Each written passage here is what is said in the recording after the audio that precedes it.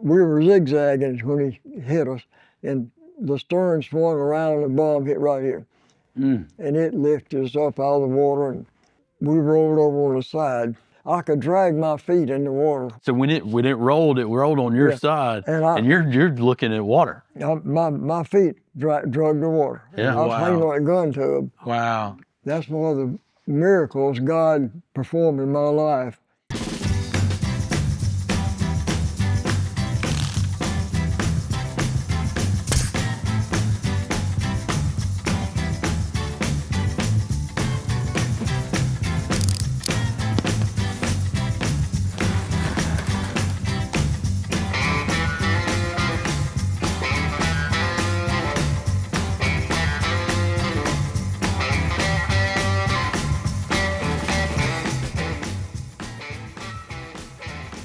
Welcome back to the Heirloom Podcast, where we discuss legacy and how that impact matters, especially in a small town.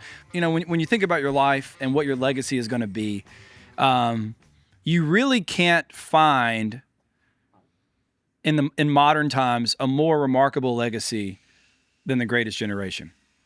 So true. World War II.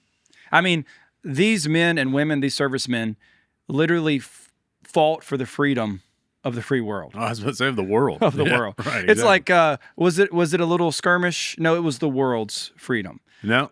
These men and women. So when you start thinking about legacy, it's impossible to think about it in this country without looking through the lens of service members. Well, and not just service members. You know, you think about that time, everyone had to sacrifice. You know, the world changed, and especially America changed. You know, you're talking about manufacturing went from retail manufacturing to wartime manufacturing. Yeah. You had car makers start making tanks. You had clothing makers start making uniforms. You know, it was one of those moments. Of course, I wasn't there for it, but you think about over your lifetime where people are put to the test, and America's put to the test. I would say it in our generation, it happened in 9/11 when there was an attack on America and how America came together. There was no division of opinion or united patriotism. United it was, front. Yeah, exactly. And so I think for that generation,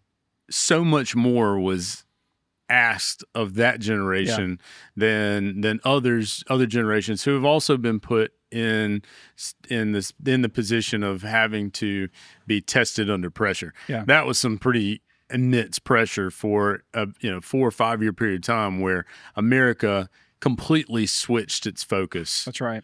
Yeah, and there's a book that I read called The Arsenal of Democracy, and it's all about essentially the Ford plant shifting from automobile to airplanes. And by the time they were making, I think it was the B-52?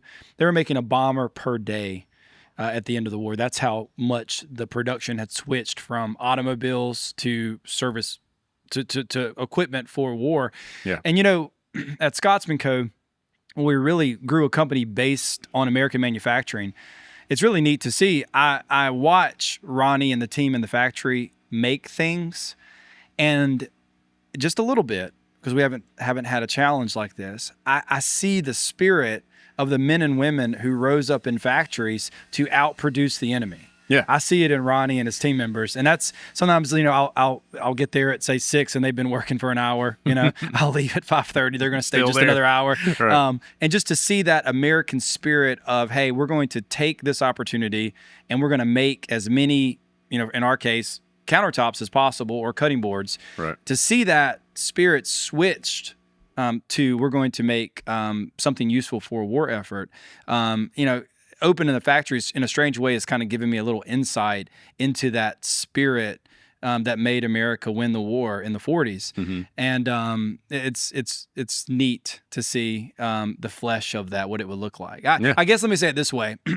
Seeing our factory workers gives me confidence that if there's another such conflict, at least here in Laurel, we'll be ready to do our part. We're doing our part here. Yeah, That's absolutely. Exactly right. We'll take the cutting boards off the assembly line and produce whatever's needed. Exactly. And our guys would have the talent to.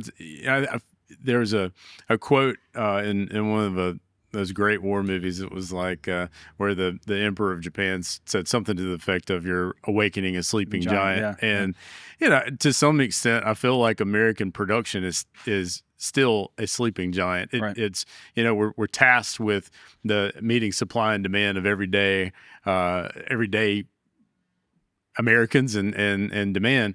But if needed, I think our generation would rise to the occasion, and I say our generation, but the people of this time. Yeah. It makes me think as a kid. I remember the World War II Museum in New Orleans, the National D-Day Museum. Yeah. That was in 2000, 2001, I think. I was a senior in high school, and our history professor took a group to the D-Day Museum opening day. Yeah. And my gosh, it was like that is awesome. I just remember thinking it was like a holiday because it was so celebrated, and there were so many World War II veterans that were there. Mm-hmm. And then the following years, World War II veterans worked it. They were but I mean, that's not much different than the museum here in Laurel. That's right. Well, so for the World War II Museum in New Orleans, I take the kids. Sam loves to ride trains, my oldest son. And so we ride the train down every year in November. In fact, I'm taking him this week. We're going to ride down Friday. We'll stay at the Higgins, which is a great hotel in New Orleans. In fact, a lot of the inspiration for the feel of our hotel here in Laurel, the Heirloom, is some of those ideas have come even from the Higgins. Yeah. But we go down, and we went last year, and the World War II vets still come from all over, from Europe, to see this museum. And now most of them are in wheelchairs now at this point. And you talk about watching that Tom Hanks movie together as it's introducing the museum. Man, it's powerful. You can't sit in that room and not have tears as you look at the man who maybe served at Normandy, sitting in the wheelchair beside you. It's very powerful. Yeah. And I think that you're right. Our museum in Laurel, at a Laurel small town level, which is really more intimate in a way, right? It's a very specific story that the Laurel Museum tells because it serves members of our community. I was about to say, specifically, it's telling the story of the people from this area, not necessarily the generation as a whole. I think the D-Day Museum in New Orleans does an incredible job of doing that. What the Veterans Memorial Museum does a great job of here in Laurel is telling the local story, how it impacted people in this community, family members. Perfect example of that is Jimmy Bass, who at 97 still goes in to the museum every Thursday and Friday to work the museum. He volunteers at the Memorial Museum. You want to talk about the kind of stuff that generation was made of?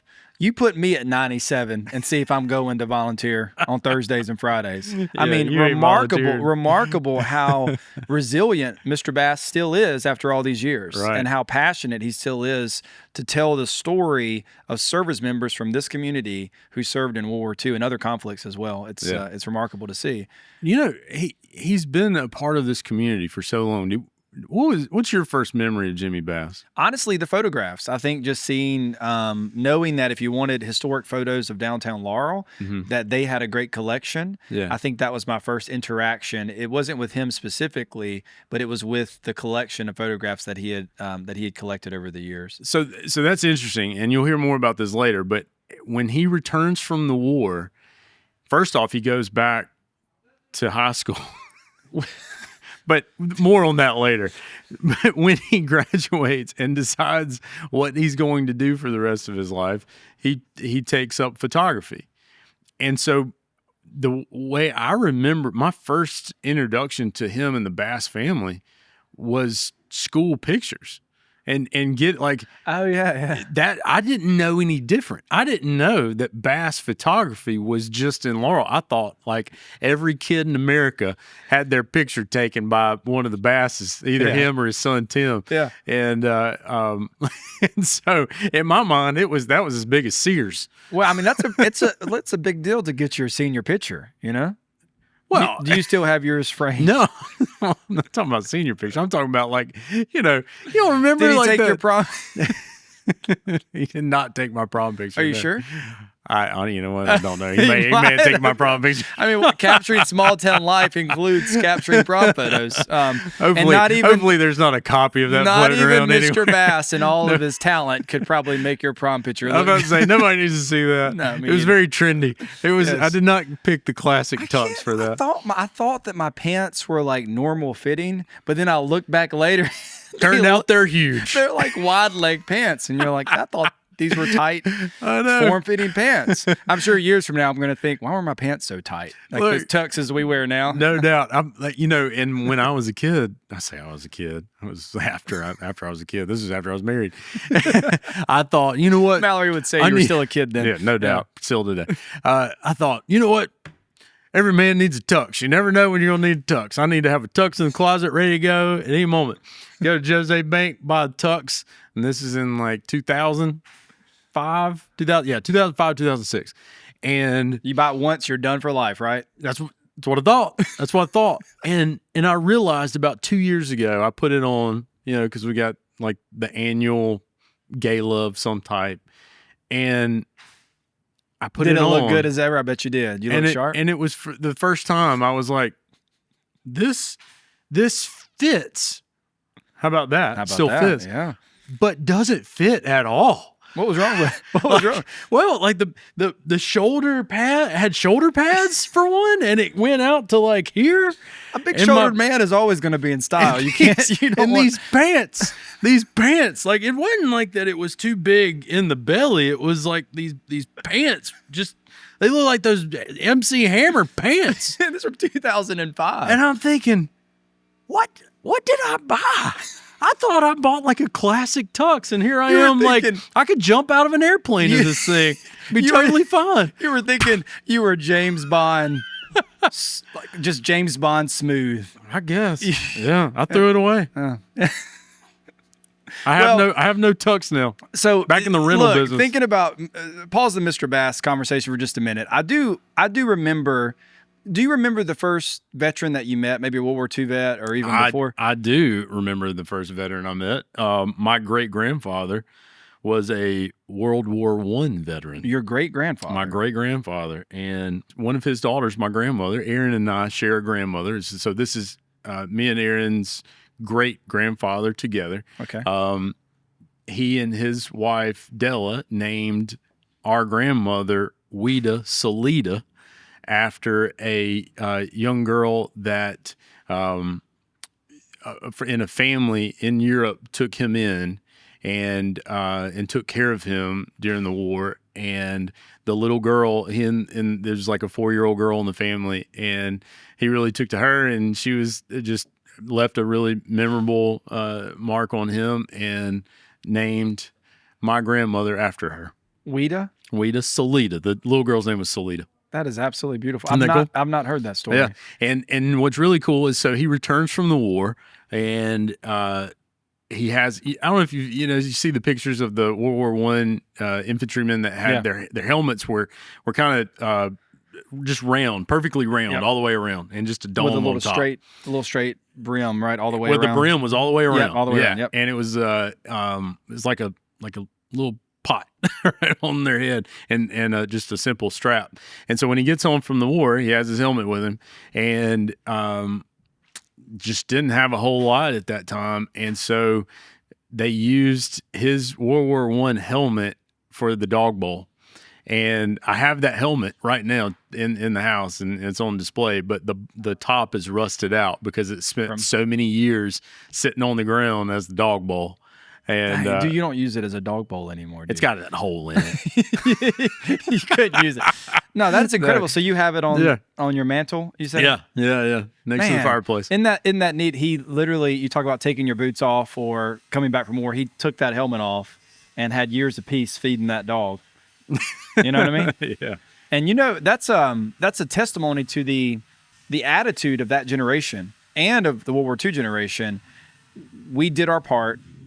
That's behind us now. Yeah. We did it. We did it so that we could live these years in peace. That's what amazes me about it. They usually these veterans usually aren't sitting around just telling stories all the time. They fought so they could come back and live. Yeah. And I think his treatment of that helmet shows But you know, think about that generation too. You think so? That's the generation before our grandparents.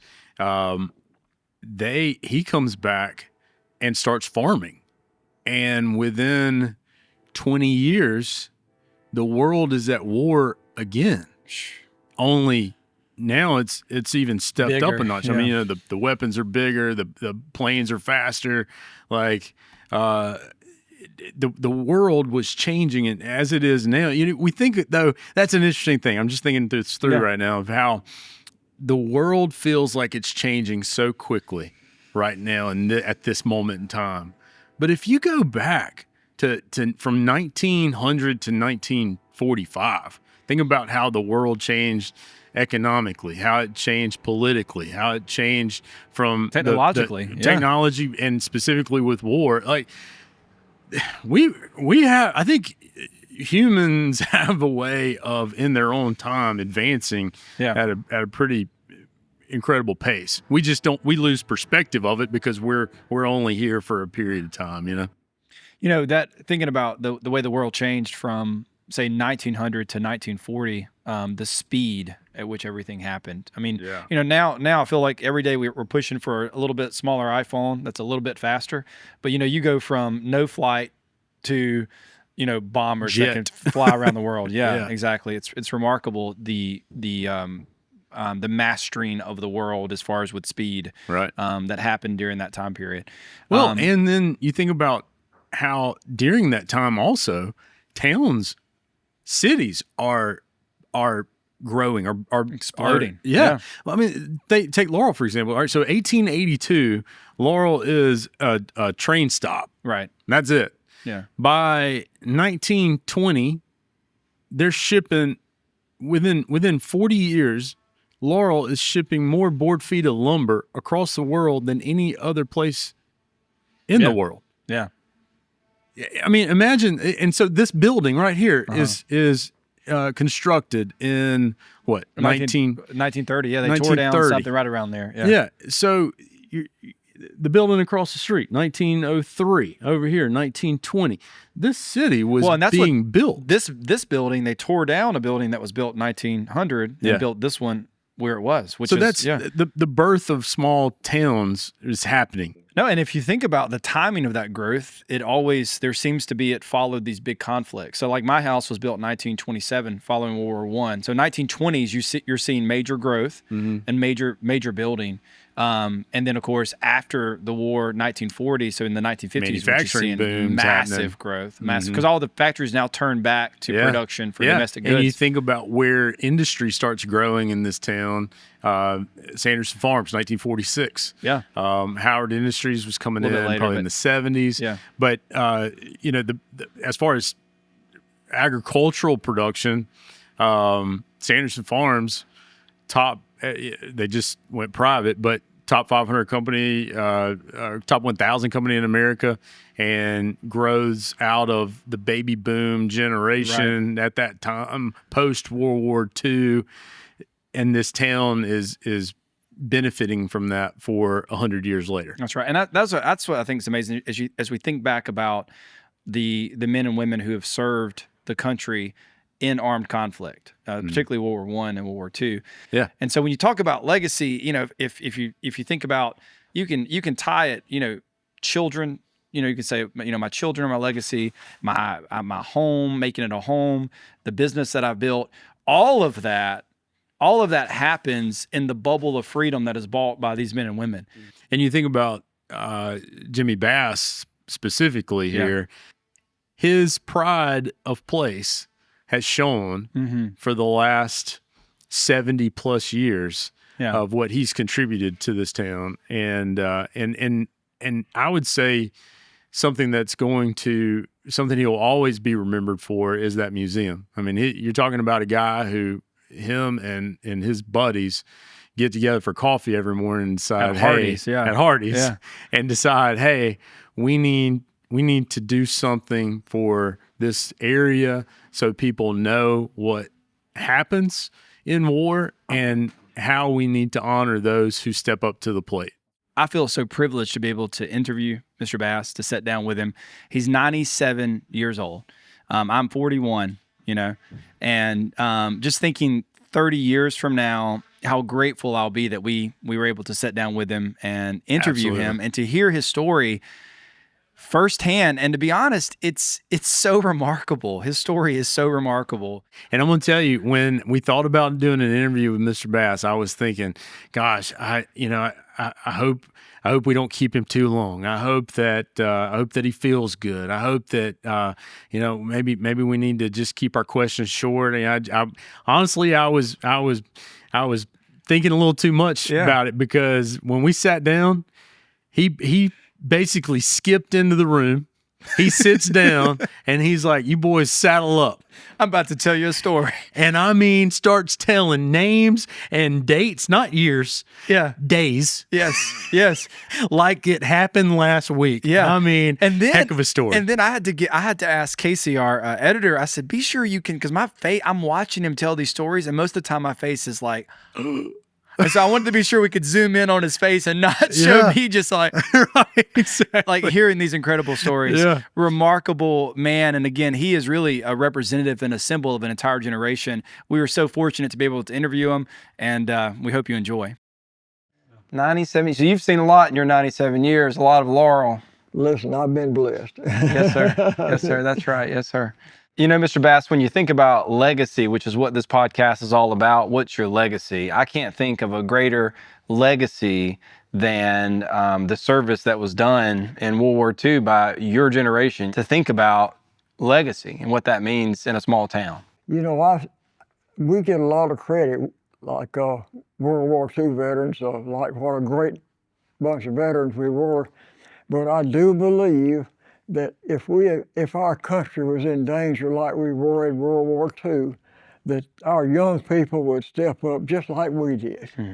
Yes, sir. I hope so. I think if they had the reason like we had to fight, they'd fight. Yeah. That's a great honor. That's a great honor to hear, and it makes me have hope, because, when you look at your generation, from my perspective, you think about how uncommonly great the men and women must have been, but to hear you say that the circumstances brought that greatness out of you guys, that's encouraging to hear as we look at our own generation now. That's true. Well, it's in my family. What it really got me involved in it was my older brother. I had two other brothers in the service ahead of me. They had been in there several years when I joined. And I joined at 16, but they didn't call me up till I was 17. 17 was the minimum age, right? Right. Yeah, so you tried to sneak in. My dad was a carpenter, and they were putting a roof on top of the Western Union building, which is right across the street from the YWC. Yes, sir. He was on that roof, patching the roof or something, and I climbed a ladder up on that roof, and he signed my papers up on that roof. Wow. Right there on Oak Street, downtown. So I know exactly the building. We almost bought that building. It's right by City Hall. Yeah.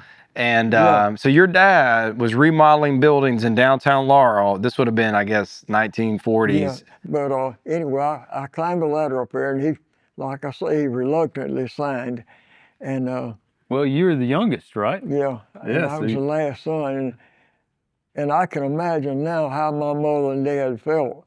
Yeah. If my kids today had come to me and said, "I'm going to go into service and we win a war." I was about to say, especially during that time. I mean, the time frame had a lot to do with it. Yes, sir. Well, also think, you got two sons serving. Mm-hmm. Your youngest son comes to you, and I got to be thinking, can we just wait? Mr. Bass, hearing you say that, I think I have two sons, and Teddy's my youngest. He's a little brother.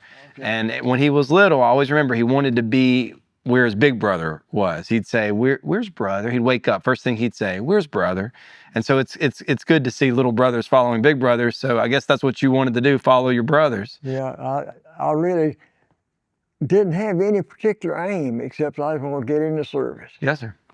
But I'll never forget, I got on the train taking us to boot camp, and I looked out the window of that train, and my dad was doing this.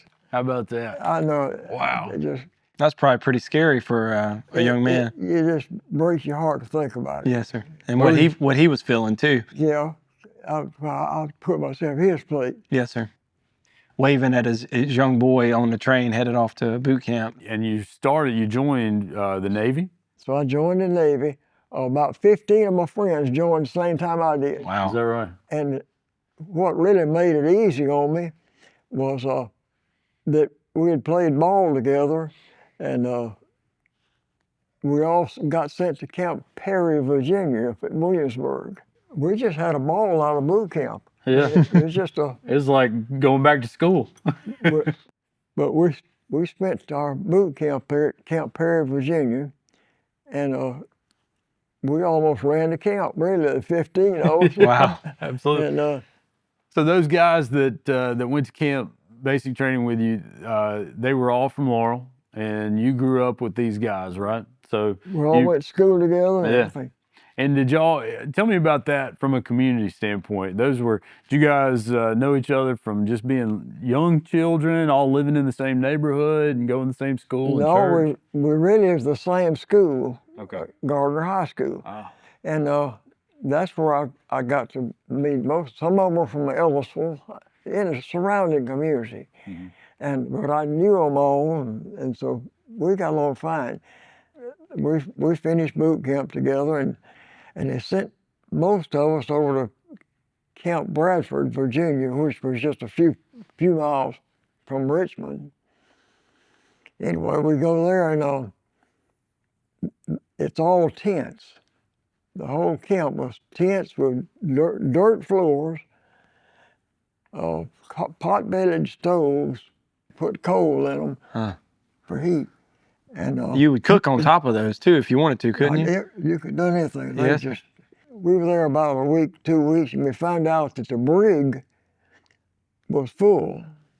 If you went over the hill, if you left the camp without a leave, they'd put you in a brig. Anyway, we found out that going over the hill wasn't bad punishment. So we chipped in and bought a car. Y'all are doing pretty good we bought for a bunch of 17-year-olds. We bought an old jalopy and parked it outside the gate and set a date. Said we're going to head for Laurel on this date. And so about a week before we were to leave, my name came up on a draft. So they took me to Boston, Massachusetts. But I understand that the boys did leave, and they got down in Virginia somewhere, and a sheriff picked them up. And that's as far as they got. They brought them back. Yeah. So you never got to ride, and was that the first car you had ever bought? Never got to ride in the first car you bought? I couldn't have driven it, but I was already in Boston then. Yeah. And did they give you your money back for your portion of the car? No, they still owe me. You need to get that money back. Or the car. Add some interest to that. I get to Boston, and they put me in a barracks up there. And pretty soon they gave me an assignment, said, you're going to be on the USS Harding. And they didn't tell me what kind of ship it was, but they picked me up that next morning on a bus, and we start down the dock, and there's about 8 or 10 ships tied up those 2 piers, and I come to one's a big old battleship. No, they didn't call my name off. A little bit further, aircraft carrier, they didn't call my name off. And we get on well down towards the end of the pier, and they called my name. We're sitting right side of a destroyer. So they took us out. We went outside the harbor at Boston, and the SEAL was doing this, and that destroyer was doing this. Oh, goodness. And they put me up on the bridge, handed me some binoculars, and made a lookout out. And about 30 minutes later, I turned that lieutenant, I said, I'm sick, I can't stay up here. He said, yeah, you stay in here. I said, here's a bucket. And I said, well, what am I looking for? And he said, submarines. And okay. That's just outside of Boston. Yes, sir. I know. Submarines all up and down the coast. Yes, sir. Yeah, And, hard to How are you supposed to see them? And I was wishing one to get us. I was so You were sick. so sick. Yes, sir. I one of them gets us. Yes, sir. Oh my goodness. But I go through that, and we head down the coast. Then after we go through the shakedown cruise, we went down to Norfolk, Virginia, and trained along the way. We get to Norfolk. They sent me a gunnery school. They had 5-inch guns, 3-inch guns, all kind of guns. So that's where they put me on the 40mm anti-aircraft guns. That's the pom-poms. And I was enjoying that. I mean, that's fun. Yes, sir. Yeah. And Better than looking for submarines, wasn't it? From the... So then we leave there. We go down to the Panama Canal. And I got that experience to travel through a Panama Canal I'd studied about in school, and here I am getting to go through it. Right. But I really didn't appreciate it then like I do now. Yes, sir. Well, and you were on the destroyer then, and it was the Wyoming was the name of that destroyer that you were on? USS Harding. Harding, yes, sir. Okay. And so I'm just thinking about your story. I think I know exactly where your dad worked. I think that the Boral Brick Company bought that property later. Right. And so I think there's a pond in that area now, but I'm picturing you on the train going by, your dad waving. Yeah. It's just remarkable to see a young man go from Laurel now to the Panama Canal. Yeah. That's remarkable. So we get to the Panama Canal, and I didn't really appreciate what I was seeing. I was too young. I didn't care about the Panama Canal. Yes, sir. Well, and you had other things on your mind too. The other side of the canal, and I had about a day ashore there. We loaded up ammunition and food and supplies at San Diego, and pulled out of San Diego and went up to San Francisco. And at San Francisco, we did the same thing. We got more ammunition, more supplies, and I had a brother at that time who was stationed out at Pleasanton, California, which is just across the bridge. He was a medic with the Marines. So I got a pass, so I left San Francisco and crossed that bridge and got the bus, caught a bus up to Pleasanton where my brother was training, and went out to his Marine base and found his bunk. He was on weekend pass. He wasn't there. No. So I left him a note on his bunk at the Marine base and said, if you get this note, I'll be back tomorrow afternoon, same time.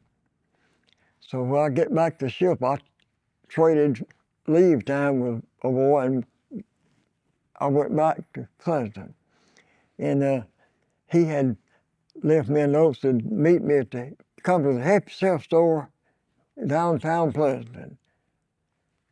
And so I go to the Help Yourself store in town, and a few minutes later I saw a sailor out of uniform. He said he's Dunbury, and that was my brother.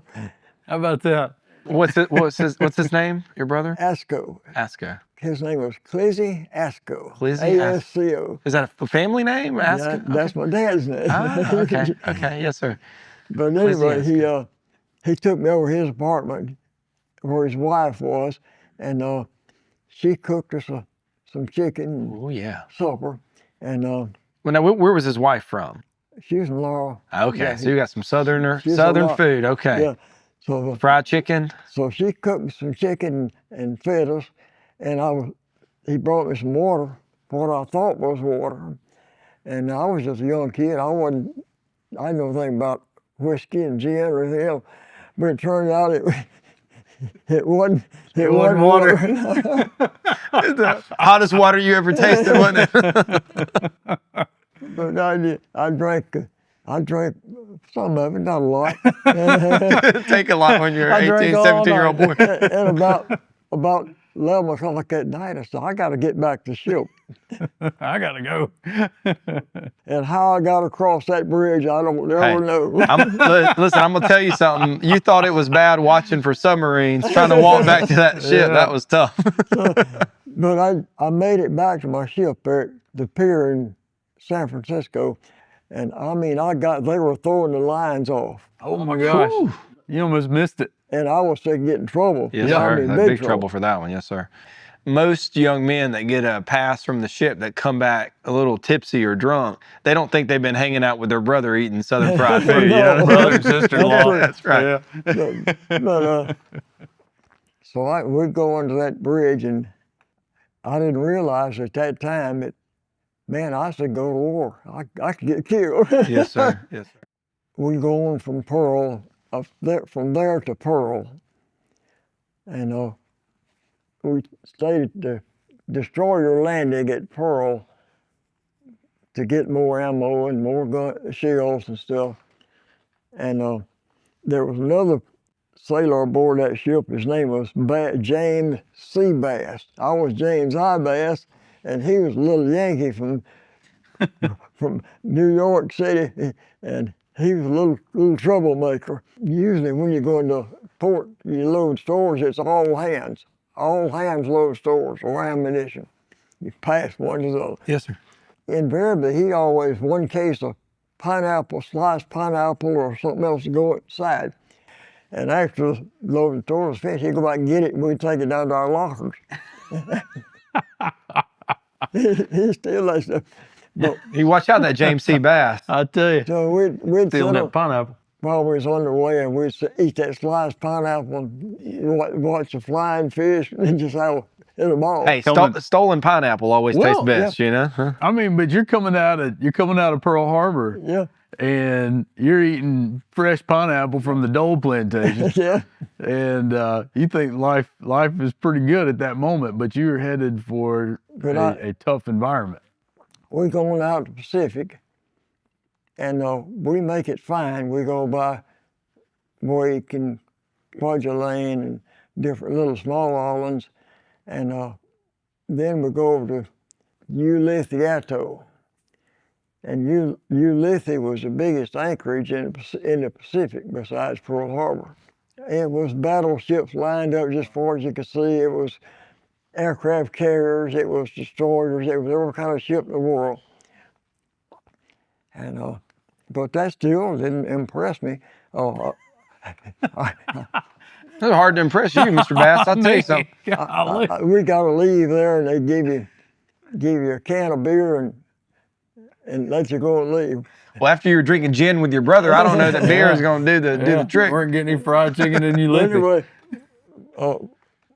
while we were out on the beach at Ulithi, we had a softball game going. And during the softball game, a Jap sniper started shooting at us. Bing, bing. They got us off at the diamond playing ball, and a Jeep load of Marines took off. In about 20, 30 minutes, they came back and said, okay, y'all can play again now. So that was you said a Japanese sniper Yeah. flew over? No, he was on the ground. He'd been here all those years at the time. Oh, I see, okay. But while we were there, anchored there at Ulithi is just a bunch of little small islands, really. Yes, sir. Most of the ships, it was so quiet that they had the movies out on the fantail. Right there, a wide open fantail. About dusk dark, a couple of Japanese Francis bombers came in. And one of them dove into that island thinking he was hitting a ship. You know. Oh, wow. So he's Kamikaze pilot. Yeah. The Kamikaze into that island, he thought it looked just like a ship. Yeah. Aircraft carrier Randolph was just off our starboard side, and he dove in that Randolph. And we were not at battle stations or anything. So at that time, it woke us up. But they lost a bunch of men. I'll tell you something else. I have a friend at the First National Bank here in Laurel, Richard. In the course of conversation, he said, my daddy was killed in World War II. I said, yeah. I said, what branch service he in? He said, the Navy. And I said, what ship was he on? He said, the USS Randolph. Wow. You were there. I said, Richard, don't tell me anymore. Let me tell you the whole story. Wow. He said, how'd you know that? I said, I saw it. I saw the plane came in, it hit his daddy's ship and killed his daddy. Wow. In Laurel, Mississippi, years later. Yeah. It's just eerie. That's straight. Yeah. Years later.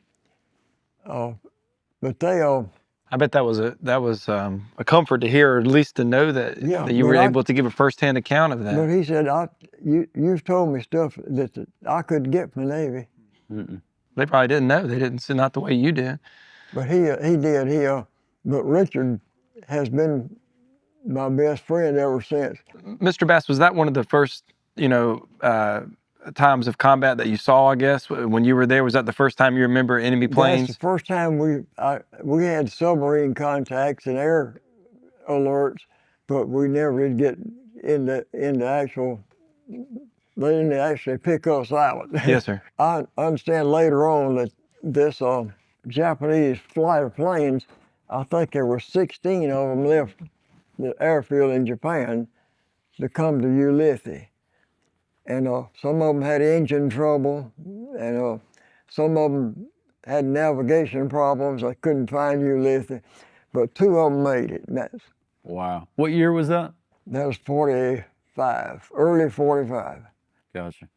And but everybody was there in that anchorage at that time, getting ready to go to Okinawa.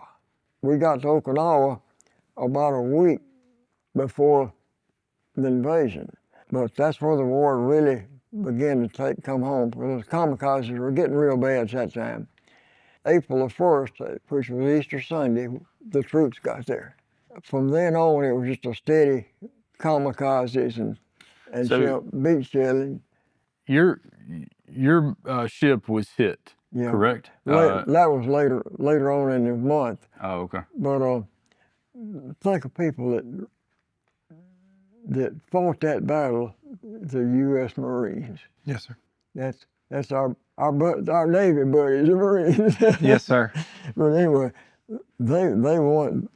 They caught it on Okinawa. Yes, sir. Yeah. They got slaughtered.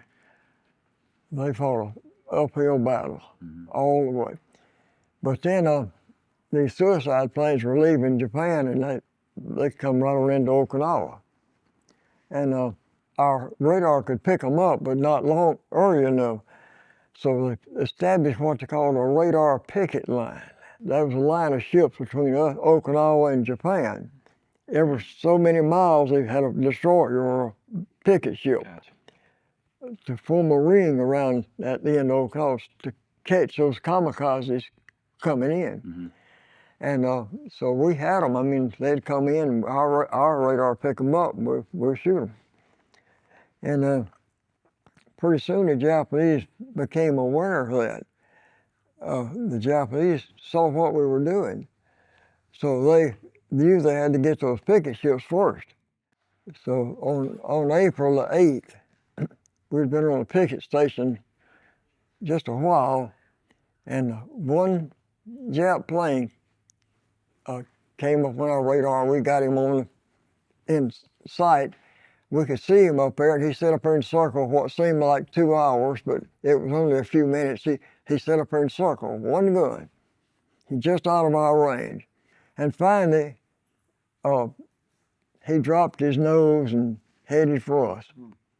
And I said, well, I was on the port side, and he's coming in from our starboard side, so I had a ringside seat. Our gun couldn't turn that far, so our captain just turned the ship sideways, broadside, and he had all our guns on him. Yes. And he comes, and I saw the flak popping around him, and he kept coming. And finally, looked like when he got about halfway to us, I saw a chunk fall out of his. I saw somebody hit him. They hit him, and that's a piece of the plane fell. And it just turned out he kept on coming. It got almost on us. I realized it was a bomb he dropped. It was coming for the ship. Wow. And so this Japanese plane, for some reason, I'll say that's one of the miracles God performed in my life. Usually when those planes like that come in, they'll open up their machine guns and they start to die. And we were just duck soup if he had. But for some reason, this suicide plane or this plane didn't machine gun us. And he pulls out. We didn't touch a feather on him. He goes off, some other ship shot him down. We were zigzagging when he hit us, and the stern swung around and the bomb hit right here. And it lifted us up out of the water, and we rolled over on the side. We're about to go under, and the captain saw if he went forward, he just sucked more water for the Kamikaze hit. So he put the ship in reverse, and as he backed up, it brought that water out, and the ship came up from a list. I could drag my feet in the water. I was about to say, that was on your side, right? No, that's the side of me. He rolled to my side. Oh, wow, yes, sir. Yeah, but so when it rolled on your side, and you're looking at water. My feet drug the water. Yeah, I was hanging on a gun tube. Wow. Oh, gosh. And but I didn't have abandoned the ship, so I couldn't let it go. Thank goodness. Anyway, the captain got the ship straightened up a little bit, and we could easy just a little bit. We could go forward. So they got a little seagoing tug out there to us and took us into Buckner Bay in Okinawa there, and they put us in dry dock, and saw the damage he had done and said it's not repairable. It's just completely ruined. So we stayed there in Buckner Bay and buried us dead. We lost about 22 killed and about 20-something wounded. My brother, who was a medic with the Marines, and he was checking boats coming in, and he saw the USS Harding. He knew I was on the, and he went around and looked at them 20-something bodies, see which one was going to be me. Yeah. He knew I was on the Harding. There was 20-something guys. Mm-hmm. But did y'all connect eventually? No. Every time I get within 200 yards of him, I'd get pinned down. And the next time I went ashore, I was trying to find him. I couldn't. They'd pin me down. So I never got to see him there. But we stayed there until they just made us a bow. And why they want to do it, I don't know. But they made us a bow and made us seaworthy. After they said, this thing's done. Yeah. They said, get back out there. So they made us seaworthy, and they were sending us back to Pearl Harbor to get repaired. I got you. And so we get on the way to Pearl Harbor, and I guess about halfway, the war ended. Wow. How did you get news? How did they tell you? PA system. So we didn't. So what would you think then when you heard the news? Oh man, talking about relieved. Yes, sir. By then I'd seen enough. I didn't want any more of it. So I get to Pearl Harbor. The commander of the sub base at that time was Red Ramage, and Red was a Medal of Honor winner on a submarine, and he was our captain's brother. Wow. So he didn't take us to the destroyer landing. He made us come into the submarine base. And he had a band on the beach. Wow. When we came, ship put he had a band dressed in a white uniform, playing for us. He put on a dog. And for about a week or two there, we were winding down. I was gonna say, look, Jim, could you imagine the best place to be going to. You hear the war's ending, and you are on the way to Pearl Harbor. I mean, that's a pretty good. Couldn't be anybody. I mean, that's a great place to go and kick off your shoes. We enjoyed the time at Pearl Harbor, and then when you lose a ship, they give you a 25-day survivor's leave. So I had a group that was going to be starting leave in San Diego. So we get to San Diego, grab my sea bag and take off. And I said, I headed for Laurel. I called a bus station. What time you got a bus going to Laurel, Mississippi? And they told me. I called the train station. What time I got a train going to Laurel, Mississippi? They told me the train was an hour faster than an hour faster. So I got on this train, and there was not a seat on that train, and there wasn't any air conditioning, all black cinders. So me and the old Marine we sat on our sea bags for 4 days. Wow. From San Diego to New Orleans. And then when I got to New Orleans, I got on the Southern and came along. Yes, sir. Wow. Yeah, you started on the train and you ended on the train. Yeah. How long were you in the Navy after the war? After the war, it took me the war ended about 6 months. 6 months. I got you. And how long was your total service in the Navy?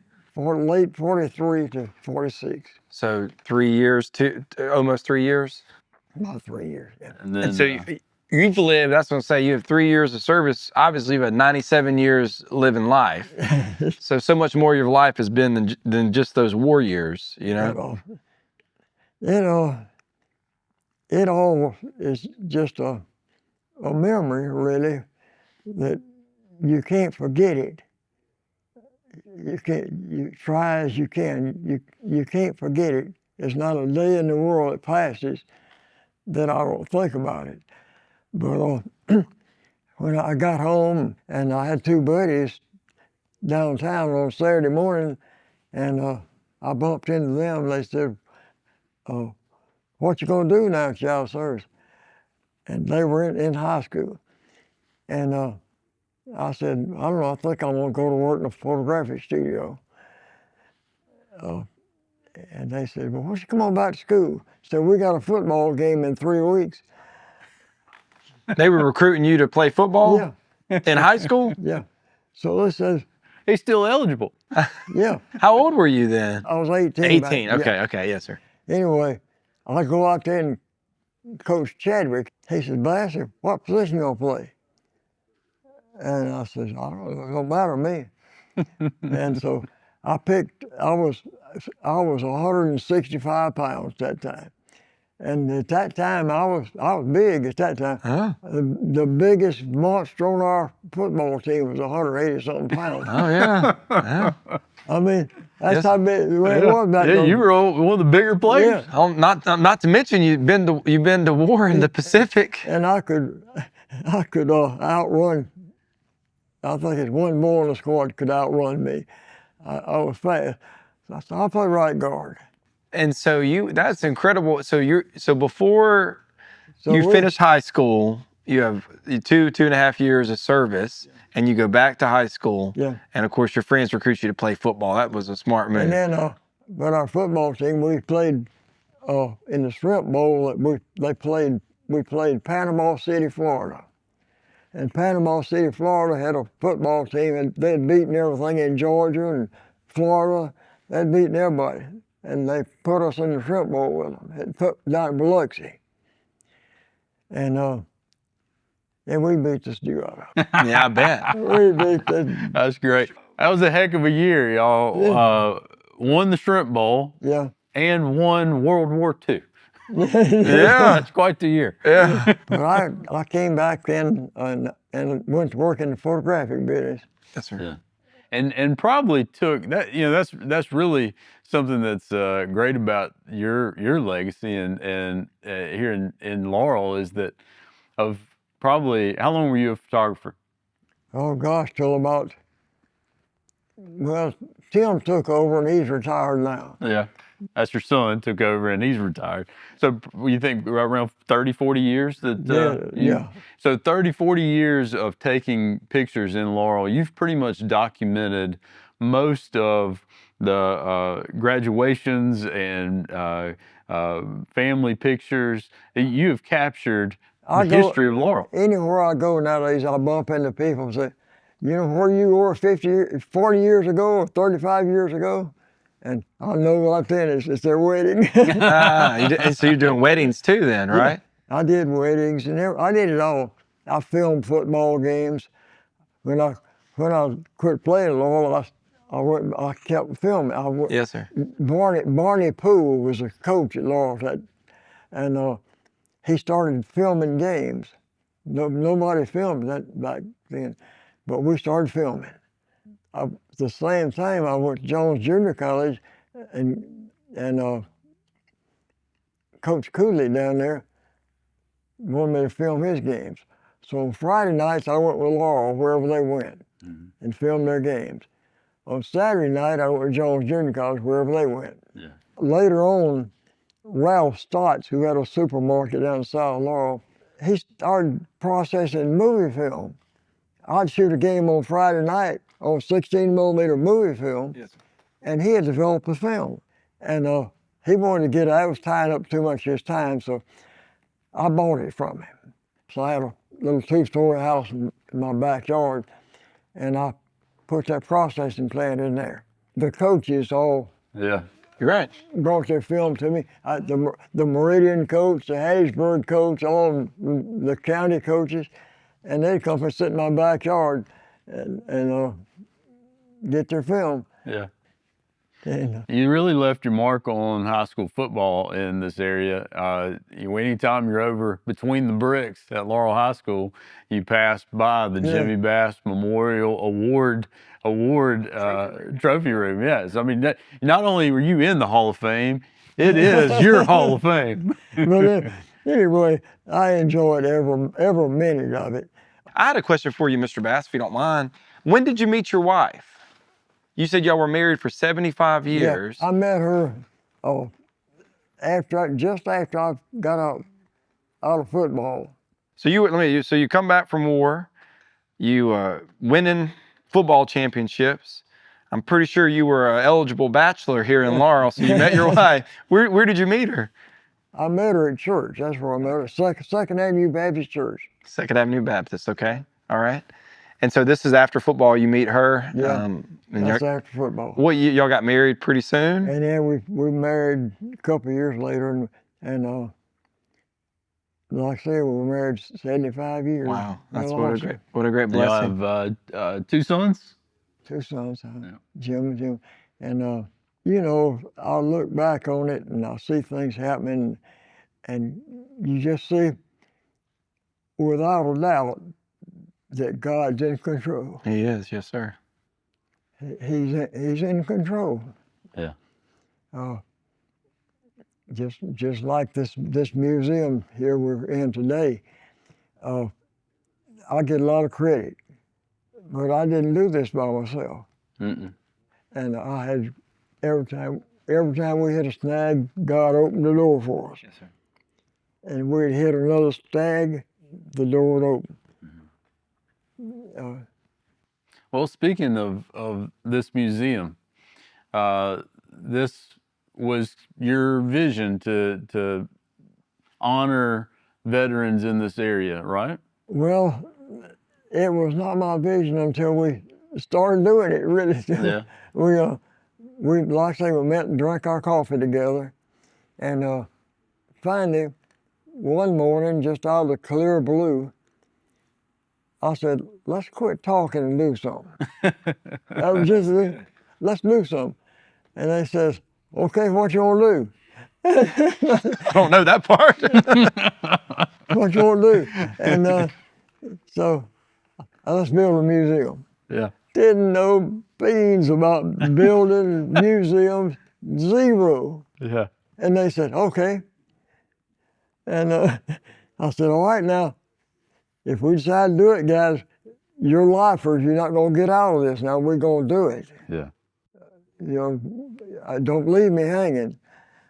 So we said, okay. So we called a meeting, went down to Jones County Library.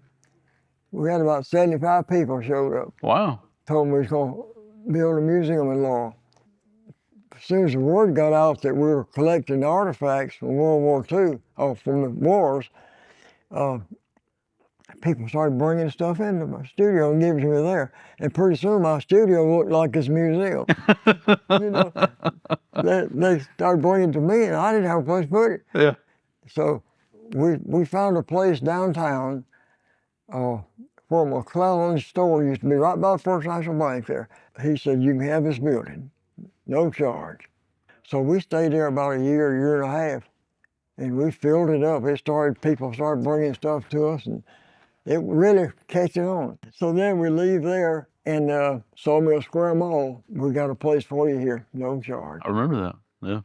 And it really started growing then. And so we kept collecting, and Chip Pickering, Charles Pickering's son, he got us a grant to build this building. Wow, that's great. That was a big day when you guys knew you were going to have your own building. Yeah, that you didn't have to kicked out of the minute you needed to. And the city of Laurel gave me the property. Great. Well, it's a great structure, and it's a great asset to this community. And I would say that your efforts and others have really given a place for veterans and the military community in this area to be celebrated. And so it's really something special for this area. We're like I say, we seem like we get proud of it every day. Yeah. We've had some great friends that have helped us finance and build this building, and it's just been a miracle of blessings. It's a great place, and you're a great man, and we appreciate all that you've done to be a part of this community. Well, I'm proud of this community. It makes hometown feel like hometown. Yes, sir, it does. Yes, sir. And it's particularly to know the rich history we have of men and women that have served our nation. It's just so great to come here and see that in tangible ways. It's fantastic for my sons and my daughters to see and it. to hear the stories. To hear the stories, You know, the stories live forever, you know, that's what's wonderful. Well, Mr. Bass, I was going to tell you this, the name of this podcast is the Heirloom Podcast. The idea is an heirloom is something that you receive, that you treasure, and that you pass on. And I think your service to our nation, both in the war, but also to our city, and helping us memorialize other veterans of the area, it's an heirloom. It's something that we treasure as a city, and we treasure in this place. And so we appreciate what you've done here, and what all the men and women of service have done here. So. Well, you know, since I've stepped down as president, I'm emeritus now, Larry Callahan took over, and Larry has gung-ho. He has really taken care of things. Well, that's always the best leadership, to know when to step down so the next guy can take over. Yeah, So, Mr. Leary's doing a good job. He has. I mean, it's fantastic. Yep. yes, sir. And all our volunteers down here are just perfect. You couldn't handpick them better. Yep. So I think now would be a good time to mention, if you're watching and you are making a trip to Laurel, the Veterans Museum is open Thursday through Saturday. Wednesday. Come early. Come Wednesday. So Wednesday through Saturday, opens at 10, closes at 4. Okay. And come and see the crew over here at the memorial, the Veterans Museum. And it's worth it, particularly to get a good taste of local history. Mr. Jimmy's book right here, Pictorial History of Laurel, Mississippi, it'll give you a deep dive in Laurel history. That's right. If somebody comes in, they want a kind of a personal tour, we walk around with them and make them feel like this is their museum. Yes, sir. And that's what it is. It's yours and everybody. Yes, sir. Yeah. Well, it's a great asset to this area, and I know that whether it's school groups, visitors from out of town, or just folks wanting to see what's going on, people are taking advantage of it. You got folks in all the time. And by the way, there's no admission charge. How about that? There's no admission charge. We have a donation box, but there's no admission. That's awesome. That's great. Mr. Bass, thank you so much for your time. You're welcome. You're right. And thank you even more for your service. Thank you so much for what you've done here in this place. We appreciate you. It's an honor to spend some time with you. Thank you. I enjoyed it. You like to reminisce once in a while. We enjoy doing it. I tell you what I like to do. I like to know what kind of liquor your brother had for you over there in California. I think it was gin. Maybe we have a little gin to celebrate. Fried chicken and gin. That's what we'll do. I'm very interested. We'll close it out. That's right. You know, Mr. Bass' story is it's even more special because it is so Laurel centric. You know, he's traveling around the world. But what was amazing, every time he had leave long enough, he would run back down to Laurel. He wanted to come home. That, right? Yeah. He wanted to be home. That's right. And I think I would encourage everyone who is from a small town to document it now. I mean, these veterans are 95, 96, 97, 103. Now's the time to get it. It's the story in your community that has such impact for the next generation. Man, that's so true. When I was in that same history teacher, George Blackledge, in high school, he had a project where we had to interview a veteran, and I interviewed my grandfather.